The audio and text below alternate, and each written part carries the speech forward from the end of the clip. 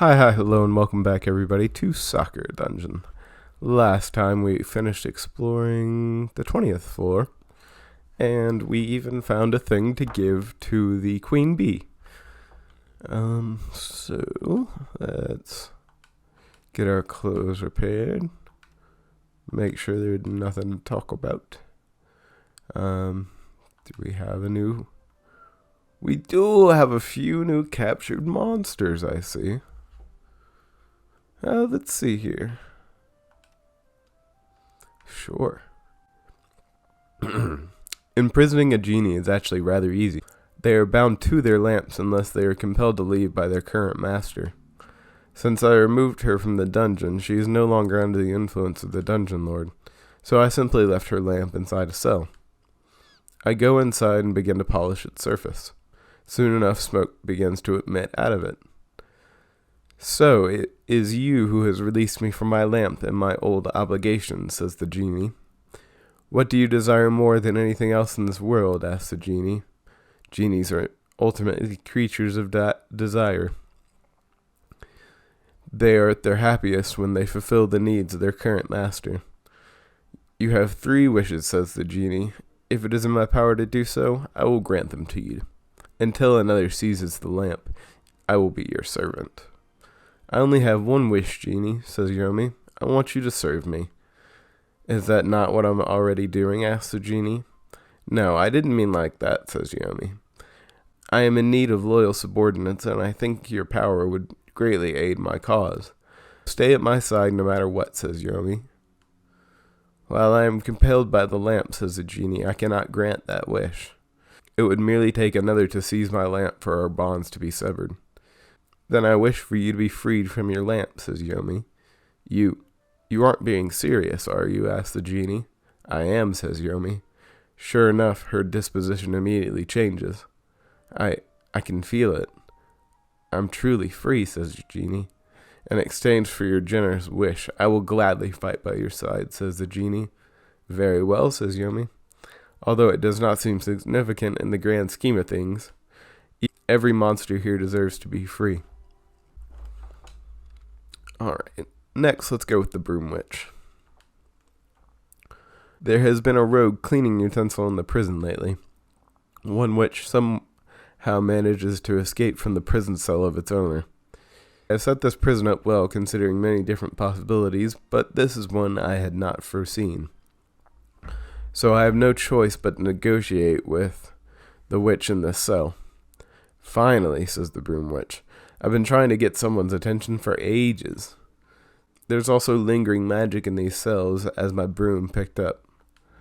You've been holding multiple monsters prisoner here lately, says the Broom Witch. As expected of a high-level witch, Yomi replies. Your ability to investigate with magical clues is extraordinary, says Yomi. You do not become a witch and not learn a thing or two, says the Broom Witch. I have yet to piece things together of why you're doing this, she says. The answer to that one is simple, says Yomi. This is where I bring monsters to negotiate with them, says Yomi. After all, I cannot have a peaceful conversation with somebody in the middle of that dungeon. While true, says the Broom Witch, I find it suspicious that you are somehow linked to this entire complex. I can sense it, she says. Even the walls of the dungeon somehow resonate with when you move past them, says the Broom Witch. So I can only conclude that you are the rumored dungeon lord which fell asleep all those years ago. Rumored, you say? Asked Yomi. Rumored by whom? It's only spoken of in secret of whispers, says the Broom Witch. If any of the overseers hear you mention it, they'll mindlessly punish you, says the Broom Witch. She appears to ponder for a moment, tapping her wand on her chin. So, have any job vacancies, asked the Broom Witch. I can see that the tide is turning, so I wish to switch sides, she says. That's exactly what I was going to ask you, says Yomi. Join me and we will take this dungeon. Done, says the Broom Witch. A witch does not get by without doing some shady deals now and then, the Broom Witch says. Alright, time for our final and technically most dangerous. The assassin. Darkness has been creeping throughout the prison. A secretive mist is billowing from one of prison cell. Siri insisted that she had to come with me when I decided to do this. Now then, Siri says, do not open the cell until you have her under your spell. Under no circumstances are you to turn your back on her, Siri says. Stay outside of arm's length from the bars of the cell. Can you remember all that? Asks Siri. Don't worry, Yomi says. I can look after myself, Siri. But you seem rather concerned about me. It's my duty to look out for my party members, says Siri. Anyway, start whenever you want, says Siri. I approach the cell and stay at arm's length. I know you're in there, says Yomi. Are you willing to have a chat? The mist begins to die down and the outline of a figure is visible. She slowly walks up to the bars and stares out. So I know you aren't much of a conversationalist, says Yomi. But would you mind helping me with a few questions? No response. Very well then, says Yomi. I would like to talk to you about your loyalties. Would you say that you are happy working for the current dungeon lord? Asks Yomi. For the longest time, she just stares back. Then she shakes her head. Oh, then would you take an opportunity to leave if you could? She nods. I do not trust her for 1 second, says Yuri. She can only answer yes or no questions, so we cannot determine her reason for leaving. Honestly, Siri, says Yomi, if she was defeated by us, then we can simply do it again. The assassin just looks on. Will you join me, assassin? I am sure that I can offer better terms of employment than the dungeon lord. She nods. The assassin has joined your party.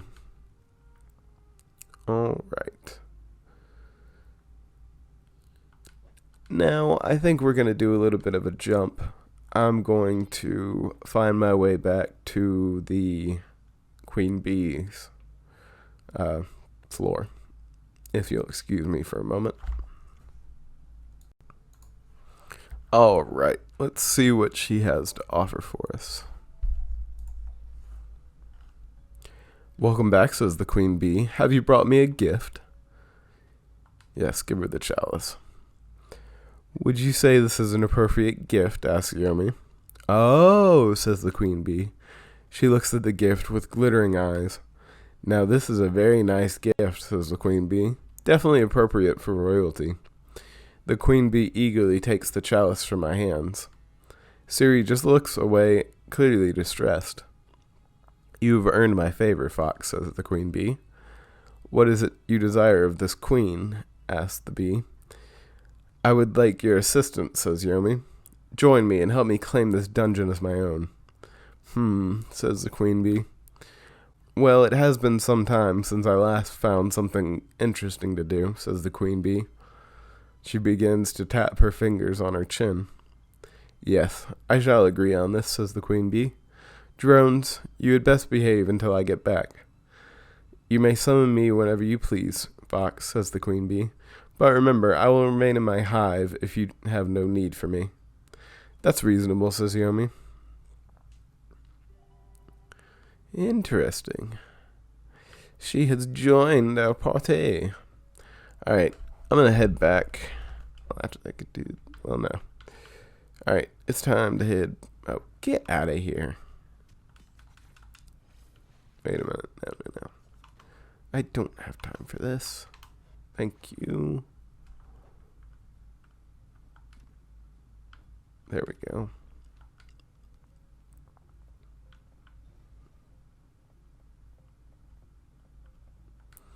All right.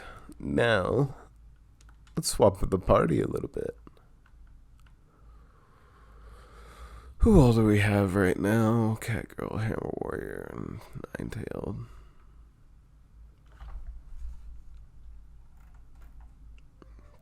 We have so many new people. Level 39.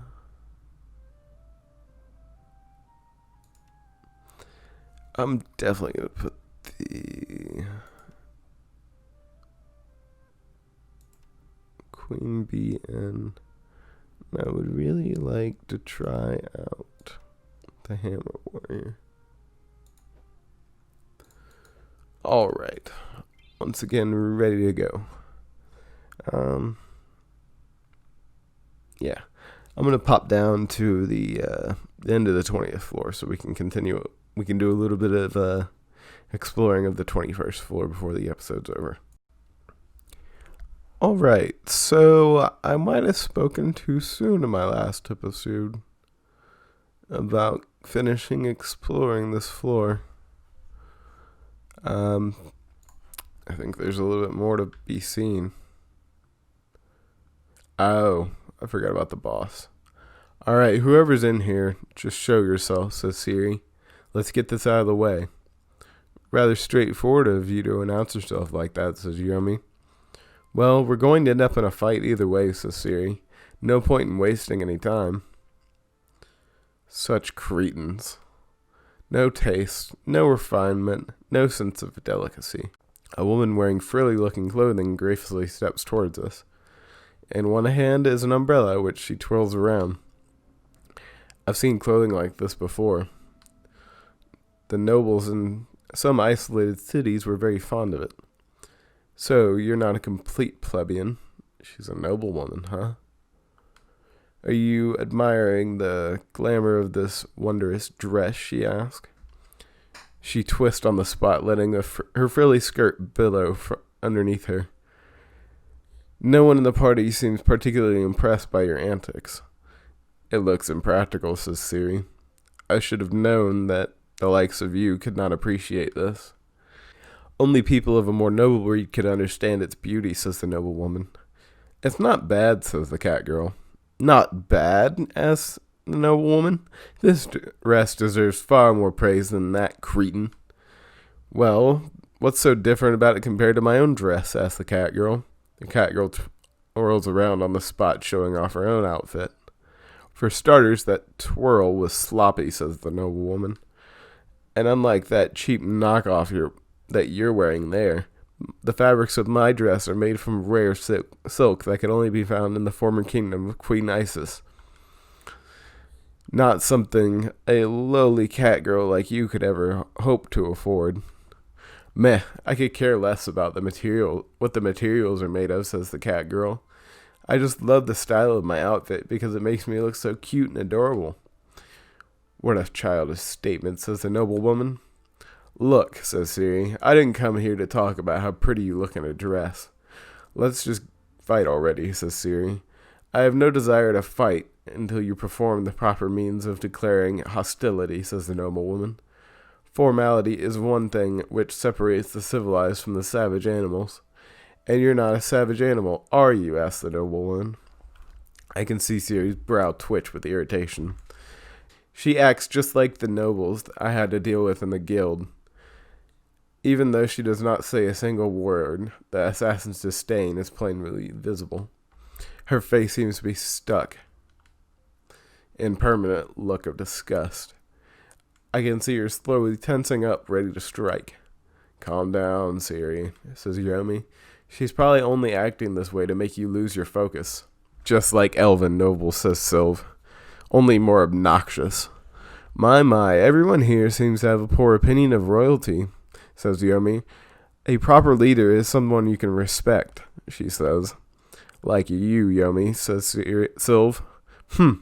The nerve of her, calling me of all monsters a plebeian. As far as I am concerned, insect, says the noblewoman. Your entire hive, including its queen, is just subordinates to even us nobles. Want to see how well that pride of yours holds once I am finished disciplining you, whelp? Asked the queen bee. Another plebeian who cannot appreciate nobility, says the noblewoman. Very well, I shall do the formalities for you, says the noblewoman. Let us engage in a most honorable duel. She claps her hands. A genie emerges from a lamp nearby on the floor. A mist creeps in from the ceiling and an assassin emerges from it. You did not expect me to fight alone, did you? Asked the noblewoman. Only a plebeian would do their own dirty work. I'm going to show you dirty work in a moment, says Siri.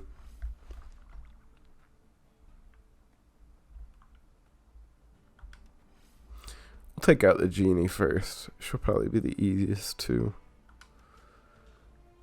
dispatch.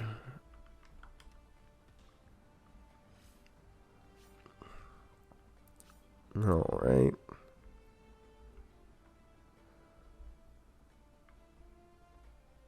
Martyr's Blade. Oh, holy crap. Wait a minute, did that just kill her? I see. Essentially a form of explosion.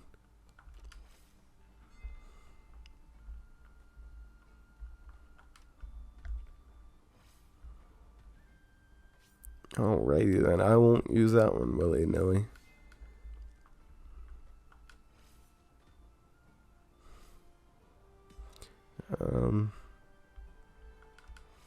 Crystal Spike, of course, T-Shield.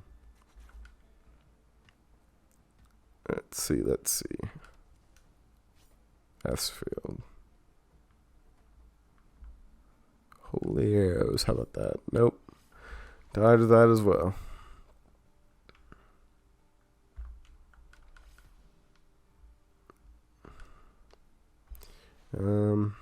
That's not nice.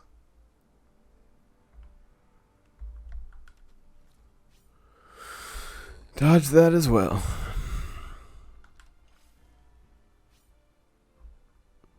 Sure, just dodging a lot of shit. Blocking everything, aren't you? Fine, if you're gonna be like that, I'm just gonna ignore you.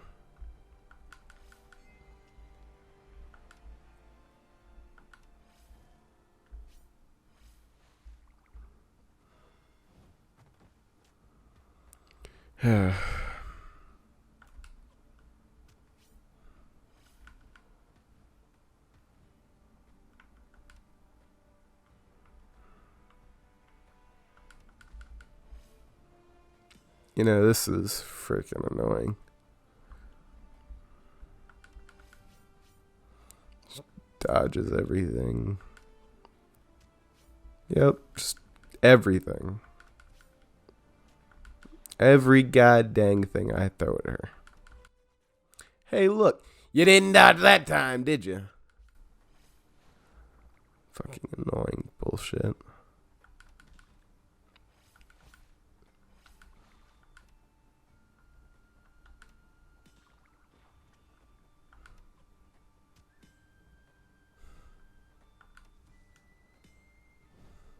Good, get out of my face. Annoying trash.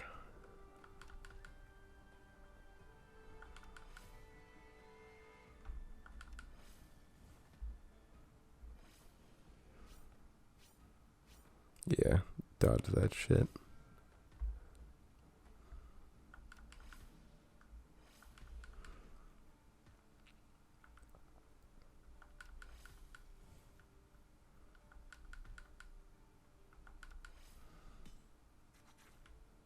Yes, become stripped. What do you think? You're fine fabrics now, punk.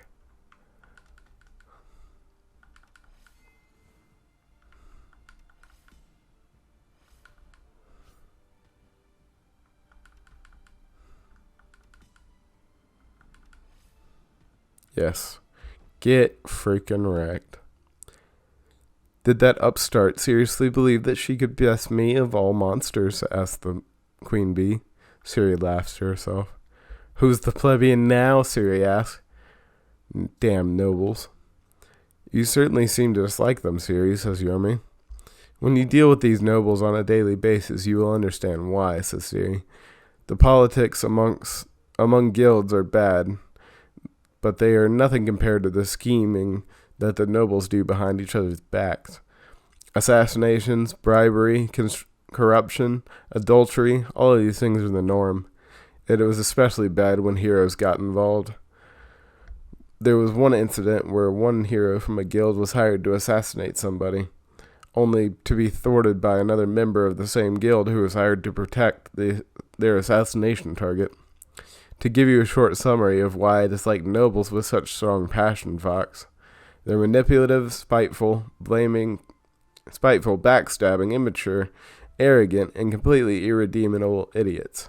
On top of that, they're idiots who hold all of their power in the human cities.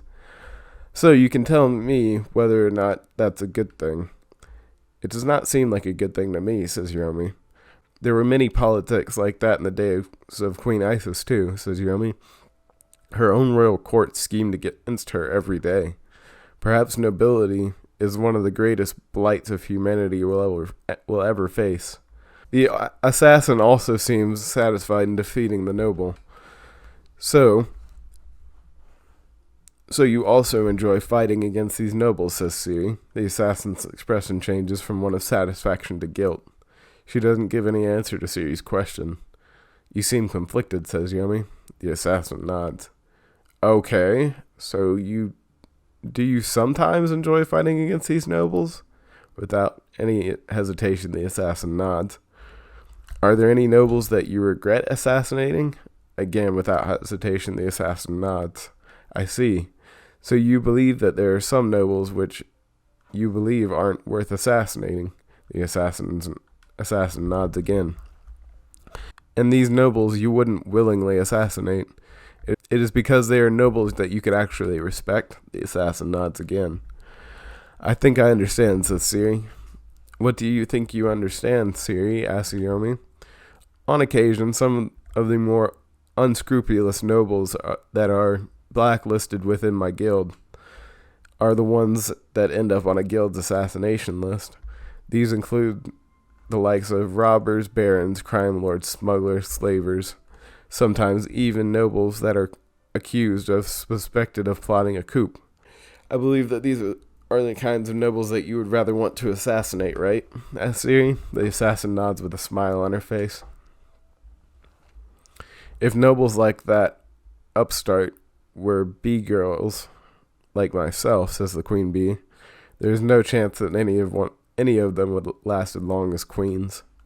What's so special about your royalty amongst bee girls?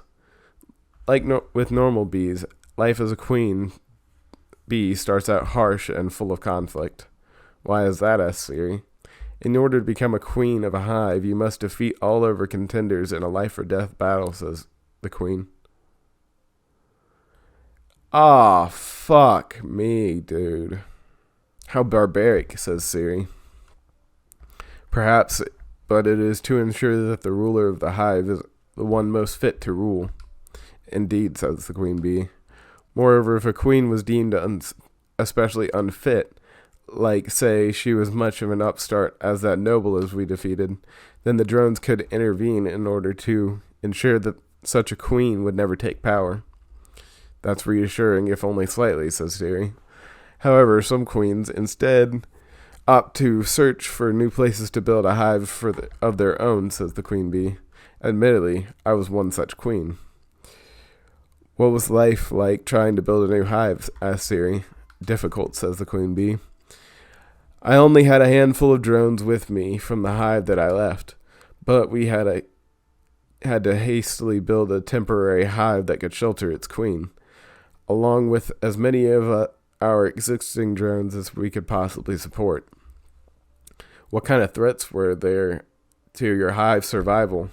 The biggest threat to our survival usually came from rival hives, says the queen bee. Sometimes, however, a powerful monster would threaten the hive. Like what? Asked Siri. The dungeon lord, for starters. Oh, says Siri. To deter our neighboring hives or powerful monsters from raiding us, we had to enter an alliance of protection with other hives. On occasion, we allied with strong but benevolent monsters like the dragon, I think. So it's not unlike a bunch of frontiersmen looking for a new place to call home, then, asked Siri. Correct, says the queen bee. A hive ruled by a queen that does not get along with her neighbors. It is destined to be destroyed with its queen dead. If the drones from that destroyed, however, are lucky, they will be absorbed into another hive. Not unlike a kingdom, I see, says Siri. It's a shame that the noble's dress was torn to shreds in the process, says the cat girl.